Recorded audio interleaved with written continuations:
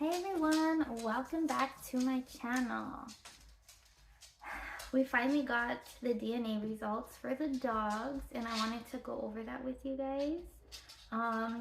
They are, well, Santana is obvious what she is, but I had no idea what Ozzy, his DNA was gonna show up, and it's completely what I didn't think. It's like not any breeds that had come to mind when I was trying to guess the breeds he is, except for bulldog. He does have some bulldog, but it's very little percentage. But that's I thought he was a healer mixed with a bulldog, which is good boy.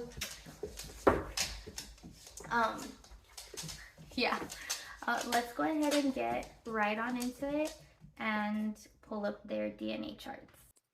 All right, you guys, so I am on the Wisdom panel, the website, and I have the DNA test right here for Santana and for Ozzy. So we're going to do Santana first.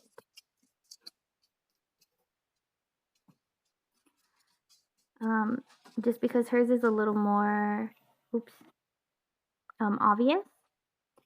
So there were 7 breeds detected in her DNA. 47% Great Dane, which we all knew she was part Great Dane. 42% German Shepherd. So I knew she had some Shepherd in her. I didn't know what kind of Shepherd, but that's pretty cool that she has some German Shepherd in her. Honestly, her personality does show it a little bit, but she does lean a lot more towards the Great Dane. She is also 5% Belgian Malinois, 2% Chow Chow, and 2% Saint Bernard. So yeah, her pretty much she's mostly half and half with Great Dane and Shepherd. Great Dane Shepherd mix. So out of all of the dogs out there who have done this so far, they have detected 4 extended relatives and 8 distant relatives. And these are, it shows the names, and if the owners put information, like their information, where they're from, if they have pictures and stuff, it'll show it there. But she's 13% related to Diego, 9% to this Samuel, and 6% to Pippa, which is cool because she's actually from El Paso as well, and that's where I rescued her. And Samuel is from Kansas. That's crazy. Diego, it doesn't show where he's from, and it'll show all relatives if you choose to click on it. Another relative that she has is so that was Santana's. Hers is pretty obvious. Another cool thing that I thought was really awesome is that they test for 29 genetic conditions that could impact their health, and she was cleared for all 29. You can choose to upgrade it. I think it's for $40 more, and it goes a lot more into their health genetics and all that. But all the things that could be wrong in the breeds that they are mixed with, they actually she was actually cleared for all of them. So yeah, so if you pay more, I think it's like $40, you can unlock 180 health tests, and that's pretty cool. So this is all the stuff that would be included if you were to unlock or upgrade it to the other version of it. But so let's go back, and now we're gonna go to Ozzy now. So Santana was 7 breeds that they detected. Ozzy is for sure a mutt. Like, I mean, they're both mutts, but Ozzy, his parents really got around, because let me tell you, there were 12 breeds detected in his DNA. So we'll go ahead and view the results.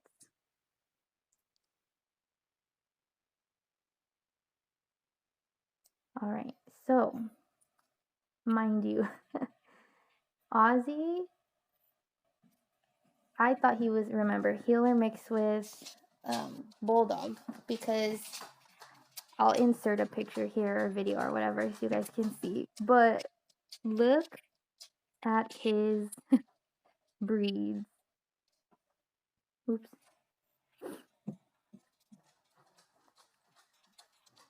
He's 32% Shar-Pei. So he's mainly Shar-Pei. That's his main breed. That's what his DNA mostly consists of. There we go. He's 25% Presa Canario. He's 13% American Pit Bull Terrier, 7% Boxer. And then he's actually, hold on, there's more. Oh, what the heck? Okay, so yeah, there's more here. 7% Boxer, 3% Bulldog. So there is some Bulldog in there, which to me, he shows a lot of Bulldog trait, to me at least. He is 2% Mastiff, Neapolitan Mastiff. He's 2% Rottweiler, 1% Staffordshire Terrier, which is similar to the Pit, and 1% regular Mastiff. He has some Shar-Pei in him, and Chow Chows are closely related to Shar-Peis, so he's actually 6% Chow Chow as well, which is funny because Santana had Chow Chow in her DNA as well too. And then this is the one that blows my mind. He is 6% Great Pyrenees and 2% German Shepherd. I love Great Pyrenees dogs. I love those dogs so much. That's just, it's crazy. So here it'll, if you want to learn more about the breeds, it has them here. And then it shows like their information about them as well. And just like a little background. But see, and you can learn about the breeds and everything. So I actually really like this DNA test, because honestly, that's freaking cool, man. Like, you can learn about all the breeds and stuff. So you can learn about their traits. This one is the Presa Canario, I think. Yeah. So yeah, you really can learn a lot about this stuff. And you know what?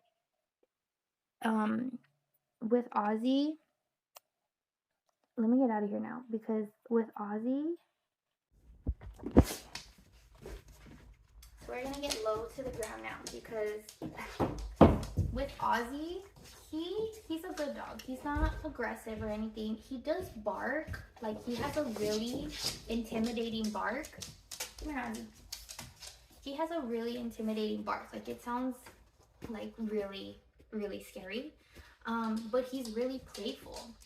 And a lot of people can take that as like he's aggressive, but he's actually not. He's never tried to attack anything or anyone. He tries to play, and then that really ugly bark comes out when he tries to play, because he gets really excited. I love you, so handsome. But one thing, yes, I love you too, mama. One thing that I have, oh my gosh, okay, let's get back up. Okay, so one thing that I have noticed with Ozzy, which I think has a lot to do with the herding part of him, like the shepherd and the Great Pyrenees, is he loves being around other animals more than he loves to interact with people. Which, like I said, he is nice, he likes attention, but he's always gonna choose another animal over a person. And I think that has a lot to do with the livestock guarding. Great Pyrenees are livestock guarding dogs. So they're used to being out there living with the animals and protecting them. And anytime he sees anything or anyone pass by anything weird, he will bark when he's around my other dogs.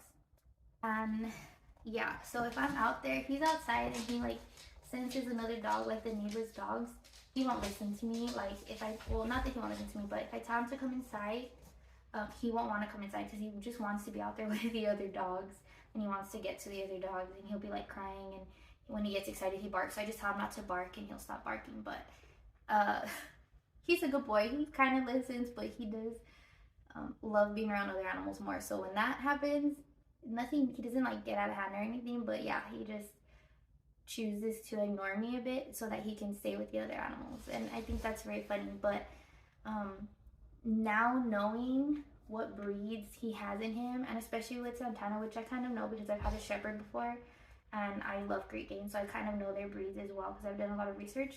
Now that I know what he's mixed with, I could do a little more research and get a little bit further on training with him, because he is a lot more stubborn and is a little bit harder to train over Santana. Santana listens a lot more than he does. Also, it is harder when it comes to training with these two just because they're already adult dogs and I rescued them as they're already adult dogs. My previous dogs I started when they were puppies, so I was able to train them a lot easier and a lot quicker. But also I've been really busy and like with the move and everything, and I haven't really had a lot of time. But now that I am out here and have my place, I can actually really start focusing on training a lot more. So I hope that's something that you guys are interested in as well, so you guys can kind of like see their journey with training. And yeah, so today's video was a short video. I don't want to make it too long because pretty much it was just about the wisdom panel DNA dog test and to see what breeds the dogs were. But yeah, I hope you guys enjoyed the video, and I will see you guys on the next one. Also, real quick, I got a snuffle pad at my work, and so this is actually the first time I've used one, and I think it's safe to say that the dogs enjoyed it.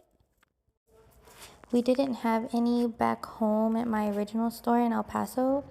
Actually, I didn't see them in any of the stores in El Paso, so when I saw one, I had to get it. And there's also an acorn one that I'm definitely gonna get now that I know that they really enjoyed it.